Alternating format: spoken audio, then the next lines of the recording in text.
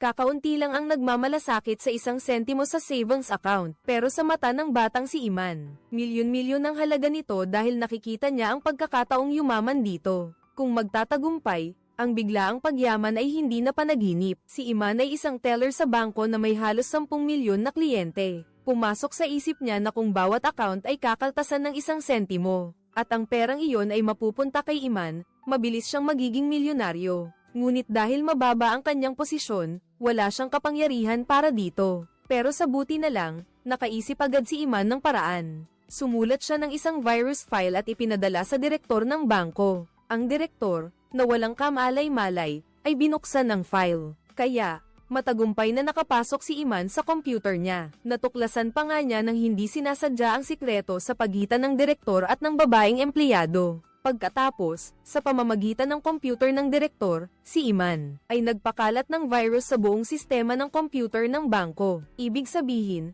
lahat ng computer ay binabantayan niya. Ngayon, kailangan na lang hanapin ang computer ng administrator. Makakakonekta si Iman sa server ng bangko at palihim. Nababawasan ang balanse sa mga card ng kliyente, pero hindi magtatagal. Natuklasan ng administrator na may virus ang computer. Agad niyang ipinasok ang password para i-restart ito, pero hindi niya alam na ito na pala ang patibong na inilagay ni Iman. Sa sandaling ipinasok niya ang password, nasusubaybayan na ito ni Iman sa kabilang panig.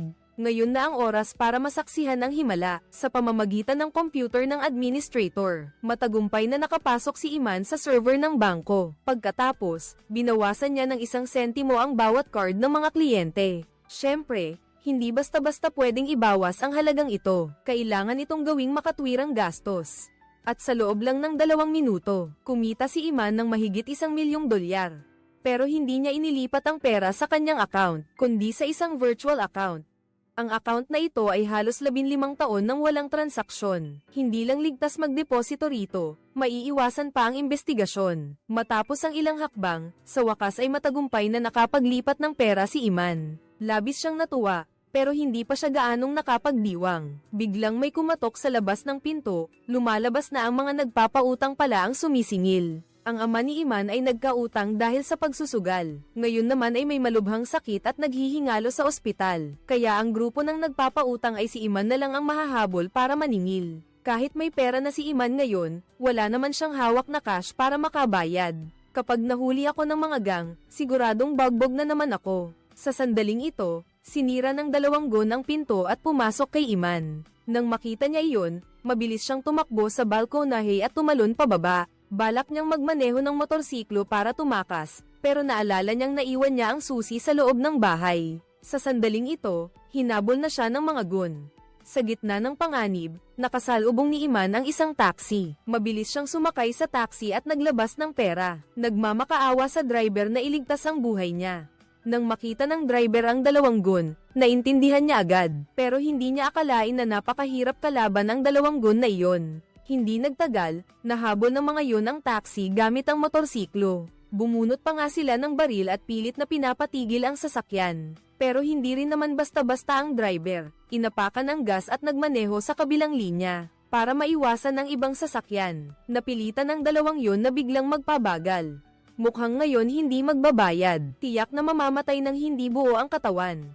Pero kung online transfer, madaling matunton. May limit naman ng ATM, kaya sa bangko na lang kukuha ng pera. Kaya agad-agad na kinontak ni Iman ang isang bangko na malapit doon. Nagsinungaling siya na empleyado siya ng isang virtual na korporasyon, at sinabi niyang may kagyat na transaksyon na kailangang asikasuhin. Hiningi niya sa bangko na maghanda ng malaking halaga ng pera, pero sinabi ng teller na kailangan pa ng kaunting oras. Sa puntong ito, nakarating na ang mga gangster, kaya inapakan ng driver ang gas. Sa wakas, pansamantala nilang naiwasan ang mga gangster. Hindi nagtagal, nakarating na si Iman sa bangko. Kahit na kritikal ang sitwasyon, kailangan pa rin niyang magpanggap na kalmado. Pero nang maghahanda na siyang mag-withdraw ng pera para ibigay, sinabi ng teller na kailangan niyang suriin ang ID ng empleyado niya. Buti na lang, nakapaghanda na si Iman. Agad niyang ipinakita ang pekeng ID ng empleyado. Pero pagkatapos tingnan ng teller, nagmukha itong seryoso. Akala pa ni Iman na nabisto na siya. Ang sumunod na nangyari, iniabot ng teller ang pera kay Iman.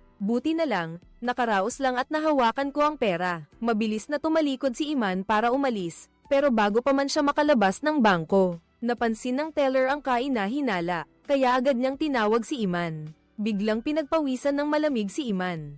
Bakit daw may nagwi-withdraw ng ganito karaming pera nang hindi binibilang? At aalis agad, pagkarinig ni Iman, sumagot agad siya, ayos lang, hindi naman mandadaya ang bangko sa mga kliyente nito. Nang marinig iyon, nawala agad ang pagdududa ng teller. Sakto namang dumating na rin sa pinto ng bangko ang dalawang siga. Dali-daling binigyan ni Iman ang driver ng pera para ipaayos ang sasakyan. Pagkatapos, gamitin ang natirang pera, kasama ang tubo, para bayaran ang mga gangster. Nang makita ng mga gangster na nabayaran na sila, hindi na nila ginulo si Iman. Agad siyang sumakay sa motorsiklo para bumalik at magulat sa boss. Sa wakas, nakalaya si Iman at nabayaran ang lahat ng kanyang utang.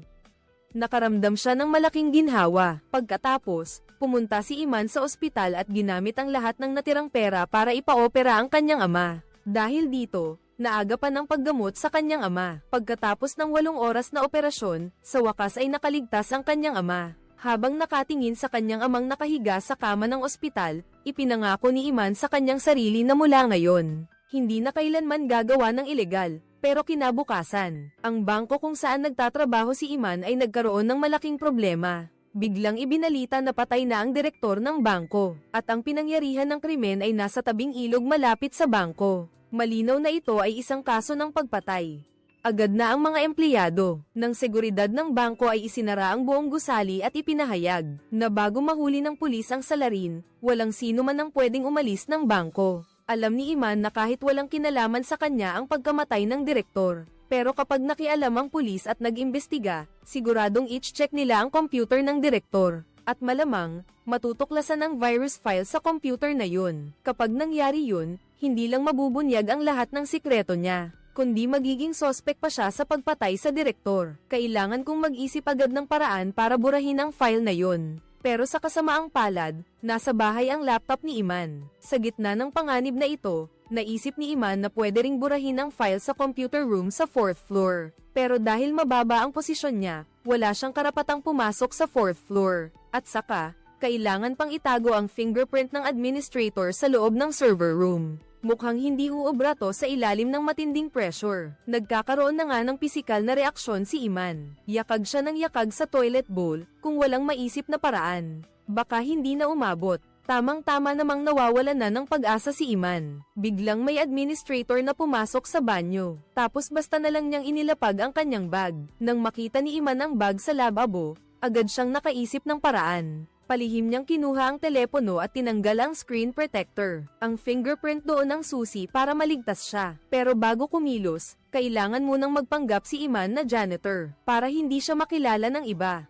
Pagdating sa ika-4 na palapag, hindi siya dumiretso sa computer room. Sa halip, ginamit niya ang fingerprint para makapasok muna sa opisina. Dahil kailangan niyang patayin muna ang surveillance para walang makaalam na pumunta siya sa ika-4 na palapag.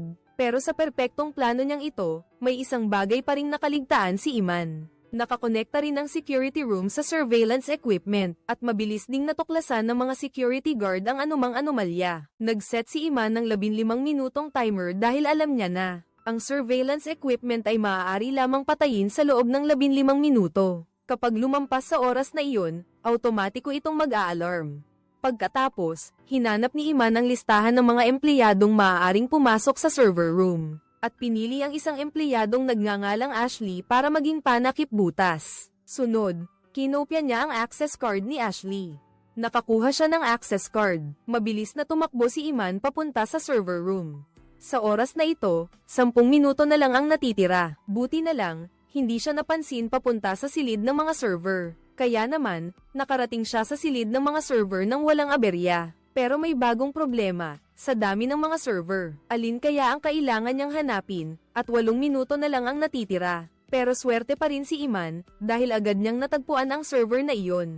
Matapos ang ilang hakbang, natagpuan nga niya ang virus file. Kasabay nito, napansin din ng mga matataas na opisyal ng bangko na nakialam sa sistema ng seguridad.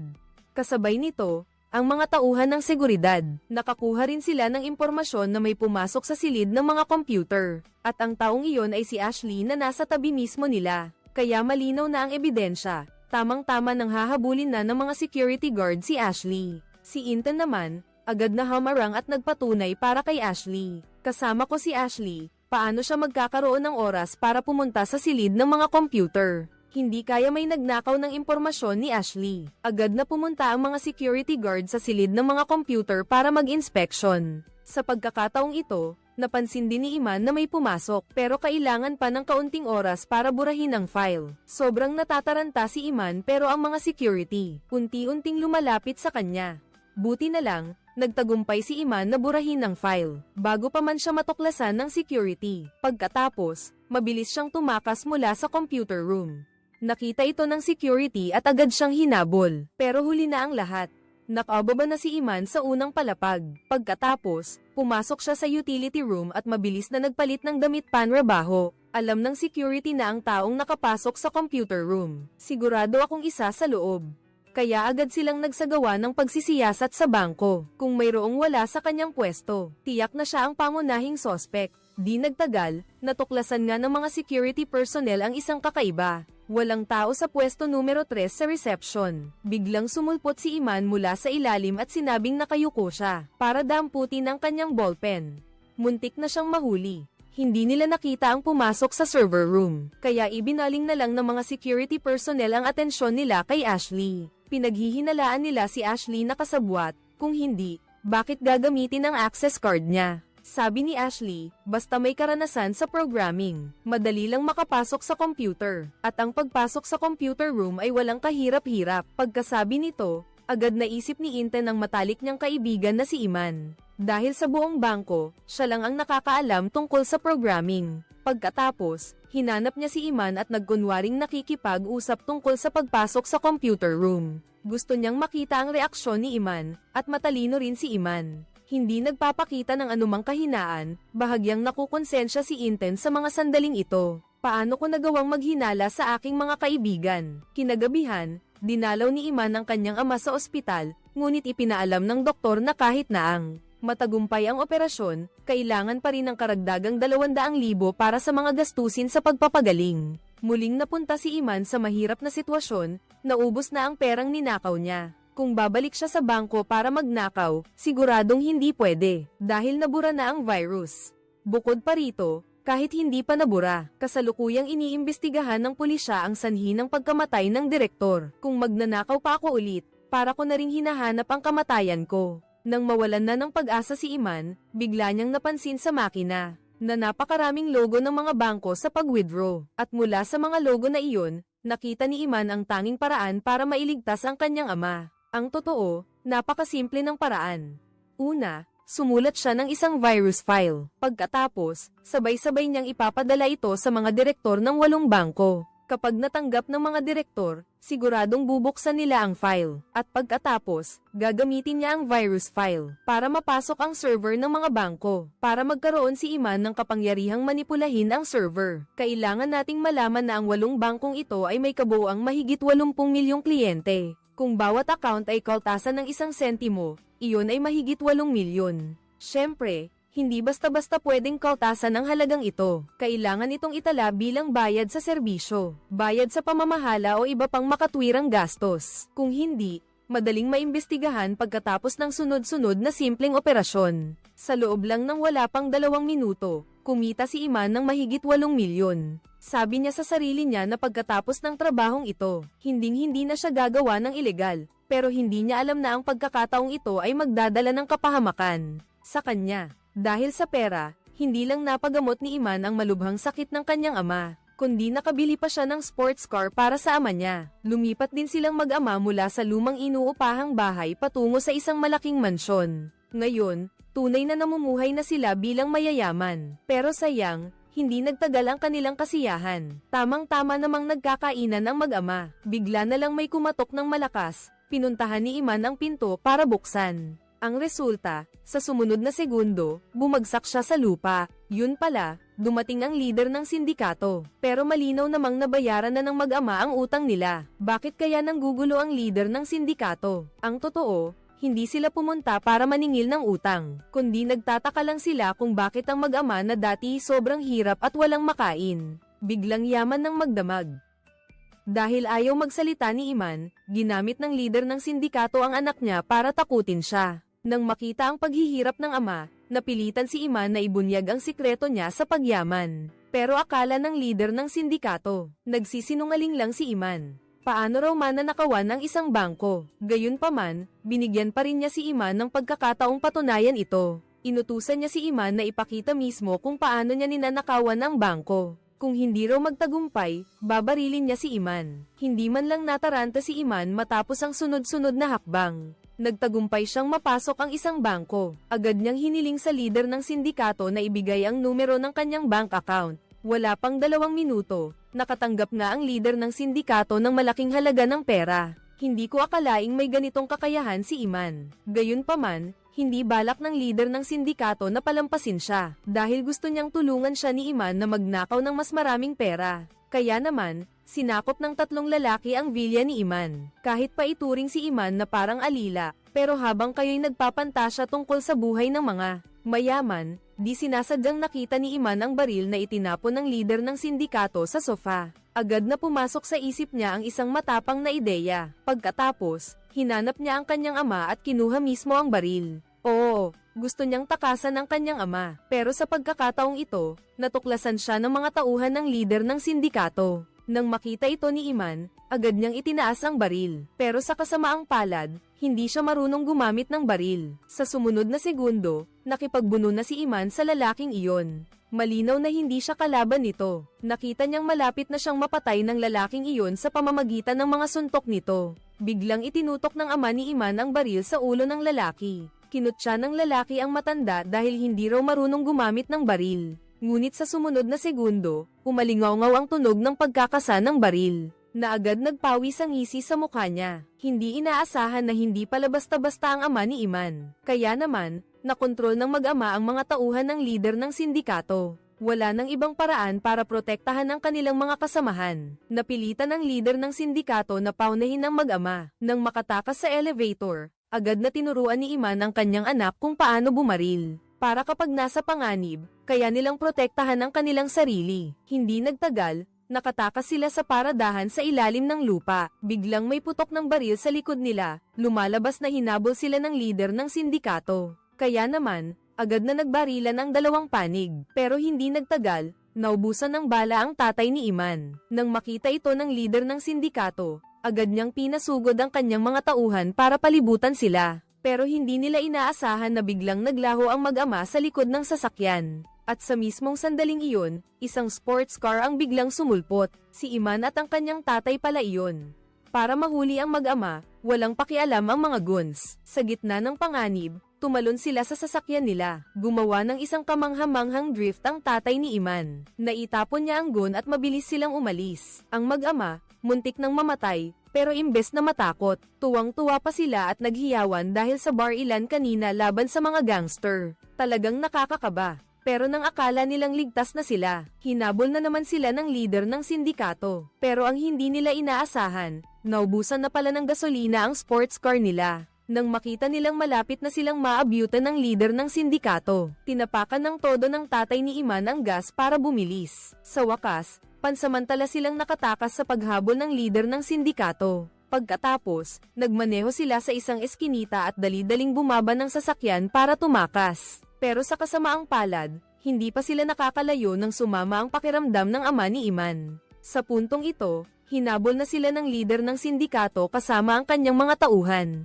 Hinimatay ang kanyang ama nang paluin ng isa sa mga guns. Gusto sanang bumalik ni Iman para iligtas ang kanyang ama pero may baril ang mga kalaban. Wala siyang ibang nagawa kundi tumakas muna. Iniutos ng leader ng sindikato na hulihin si Iman sa anumang paraan. Buti na lang, nakatakas si Iman sa eskinita at nakaligtas sa tiyak na kamatayan. Pero ngayon, nahulog na sa kamay ng leader ng sindikato ang kanyang ama. Kailangan niyang magmadaling humanap ng paraan para iligtas ang kanyang ama. Kung hindi, papatayin sa pahirap ang kanyang ama. Lumapit si Iman kay Zara, ang mortal na kaaway ng leader ng sindikato. Dapat malaman na si Zara ay isang babaeng walang puso. May pera siya, may kapangyarihan, at kayang pumatay ng walang kurap. Sinabi ni Iman na basta pumayag si Zara na tulungan siyang iligtas ang kanyang ama, handa niyang gamitin ang kanyang kakayahang magnakaw ng pera mula sa bangko. para tulungan si Zara na kumita ng walang humpay, pero pagkarinig ni Zara, hindi lang siya humingi ng kahit isang sentimo kay Iman,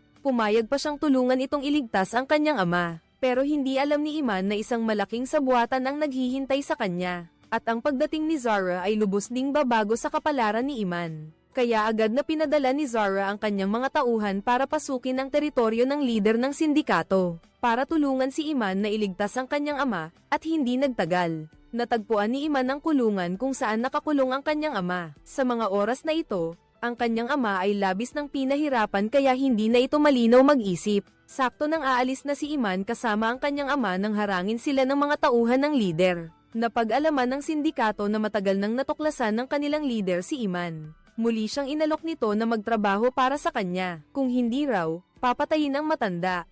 Pero sakto namang may biglang sumugod. Nagbarilan agad ang dalawang grupo. Nang makita ito, agad na tumakas si Iman kasama ang kanyang ama. Pero sa huli, nahuli pa rin siya ng lider ng sindikato. Sabi ng lider, kung ayaw raw makipagtulungan, mamatay na raw siya. Nang malapit nang mapatay si Iman, biglang may bumaril sa ulo ng lider ng sindikato. Lumabas na si Zara. Natakot si Iman at natigilan. Hindi niya inaasahang may mangyayaring patayan.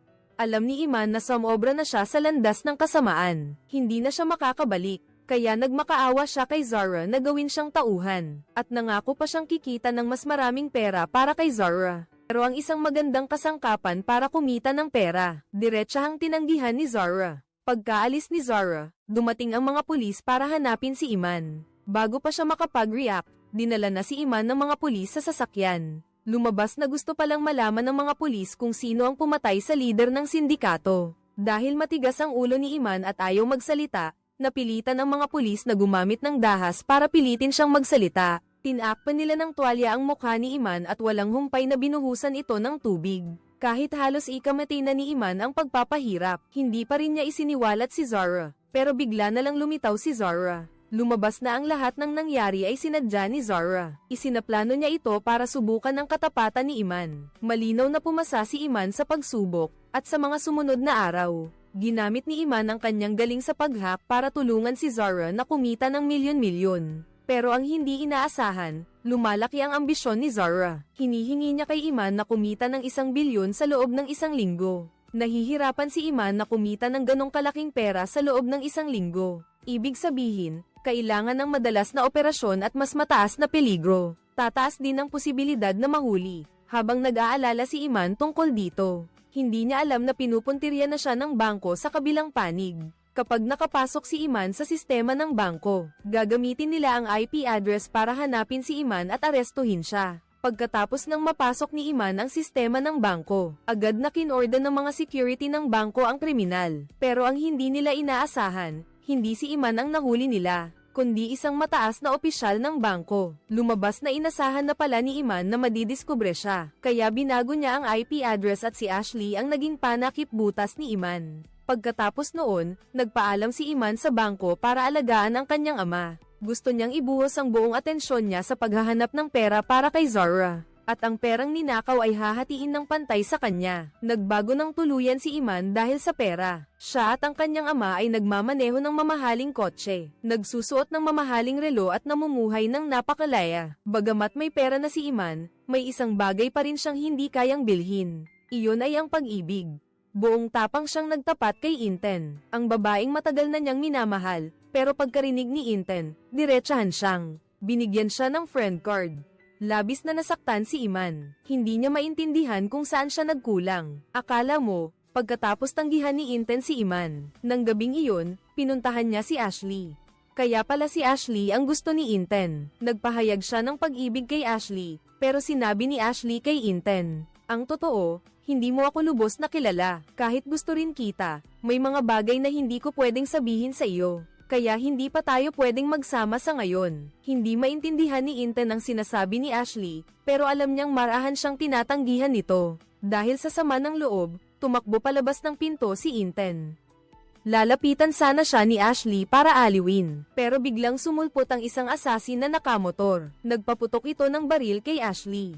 Buti na lang at hindi nasaktan ni Inten ang assassin. Agad itong tumakas mula sa lugar. Dinala agad ni Inten si Ashley sa ospital para magamot. Mabilis na nagsimula ang pulis sa investigasyon, pero sa tanong ng pulis, hindi rin alam ni Inten kung bakit gustong patayin si Ashley ng taong iyon. Pagkatapos, dinala ng pulis si Inten para tingnan ang apartment ni Ashley. Ginulo ang apartment. Mukhang hindi lang basta empleyado ng bangko si Ashley. Malinaw na may nagawa siyang kasalanan sa ilang tao, kaya siguro siya pinatay.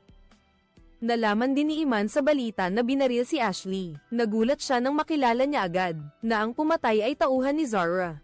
Kaya agad niyang hinanap si Zara. Kinumpranta niya ito kung bakit pinatay si Ashley.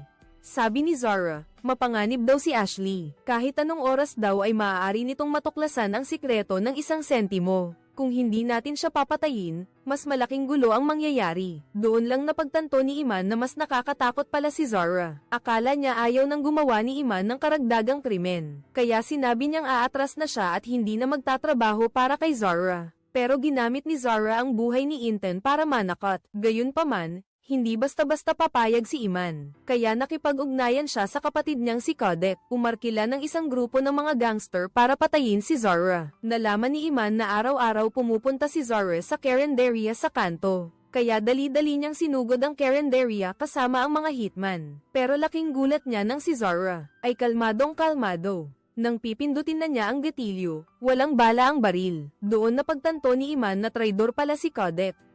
Mukhang mahirap nang makaligtas siya ngayon. Sa kabilang banda, isang nurse ang palihim na pumasok sa kwarto ni Ashley. Buhay pa siya. Dalhin ninyo siya. 10 malalaking daga na may bigat na 8 kilo ang inilabas. Tapos isisiksik sa sako at itatakip sa ulo ni Iman. Hindi ordinaryong daga, kundi daga na kumakain ng tao. Nang malapit nang makagat si Iman, biglang nag-utos si Zara na itigil. Dahil may pakinabang pa si Iman, kaya pinanatili siyang buhay. Napilitan siyang ikwento kay Zara ang lahat ng teknik sa pagnanakaw ng pera sa bangko. At kinuha rin ni Zara ang camera para i-record ang buong proseso ng paggawa niya. Pero hindi pala tumutupad sa usapan si Zara. Nang mawalan na ng pakinabang si Iman, direkta niyang inutusan si Codec na dalhin si Iman sa labas ng bayan. Papatayin na sana. Pero nang handa na si Codec, biglang nakita ni Iman ang isang barya, at sa ilalim nito, malinaw na may isang ladrilyo. Mabilis na pinulot ni Iman ang ladrilyo at ipinukpok kay Codec. Tumakbo si Iman para iligtas ang sarili, habang hinahabol siya ni Codec. Pero ang hindi niya inaasahan, nang tumatawid si Codec sa kalsada, bigla siyang nabangga ng kotse at tumilapon. Hindi nagtagal, namatay si Codec. Sa sandaling ito, biglang napagtanto ni Iman na ang lahat ng ito ay nag-ugat sa kanya. Kung hindi dahil sa kanyang kasakiman, hindi sana magdudulot ng ganito karaming patayan. Biglang sumagi sa isip niya ang isang mapangahas na ideya. Alam niyang tumatakbo si Zara bilang presidente. Kung ang isang taong katulad niya ang mamumuno, tiyak na hindi magiging maganda ang buhay ng mga tao. Kaya para mabawi ang kanyang pagkakamali, si Iman ay nanumpa na kailangan niyang alisin si Zara. Pero bago iyon, kailangan niyang pumunta sa silid ng makina ng bangko para burahin ang virus file para hindi na makapagnakaw ng pera si Zara. Kaya kinuha niya ang kanyang M4 at sumugod sa bangko. Tapos, dinakip niya ang isang security guard bilang bihag, kaya sumunod na lang ng mahinahon ang mga security personnel. Sinamantala ni Iman ang pagkakataon at sinipa pababa ng hagdan ang bihag. Pagkatapos ay tumakbo siya papunta sa silid ng makina, agad siyang hinabol ng mga security personnel. Habang tumatakbo sila, pinaputukan nila si Iman, sa kasamaang palad, tinamaan siya ng bala. Mabilis siyang nagtago sa ilalim ng mesa, pero nang susuriin na siya ng mga security personnel, biglang nawala si Iman. Kasabay nito, may natuklasan ding sikreto si Inten. Lumabas na ang leader niya ay tauhan pala ni Zara. Ginagamit niya ang bangko para tulungan si Zara. Ang illegal na money laundering, pati direktor ng bangko, patay na. Tauhan din siya ni Zara dahil sa hindi pantay na hatian. Balak siyang isumbong ni direktor kaya siya pinatay ni Zara. Balak ni Inten magsumbong sa pulis, pero pinigilan siya ng leader. Agad silang nagpambuno, at dumating na rin ang maraming pulis. Mabilis nilang pinaligiran ang bangko at nagplano ng pag-aresto. Pero nalaman na rin ito ni Zara, na kumakandidato. Agad niyang inutusan ang seguridad na patayin si Iman sa anumang paraan. At sa pagkakataong ito, nakapasok na si Iman sa silid ng makina. Pero nang handa na siyang burahin ang mga file, biglang sumugod si Inten at tinutukan niya ng baril si Iman. Ipinaliwanag ni Iman na alam ko na ang kasalanang nagawa ko, pero kailangan kong alisin si Zara bago ako sumuko, kung hindi, mas marami pang mamamatay. Pero malinaw na hindi naniniwala si Inten sa kanya. Sa sandaling ito, biglang umalingaw-ngaw mula sa silid ng makina ang boses ng ama ni Iman. Lumabas na pala ang tatay mo. Alam niyang gumawa ng maraming kalokohan si Iman, para lang pagalingin ako bilang isang ama. Umaasa siya na magiging marangal na tao si Iman. Ano man ang mangyari, lagi siyang nasa tabi ni Iman. Naintindihan na rin ni Inten si Iman.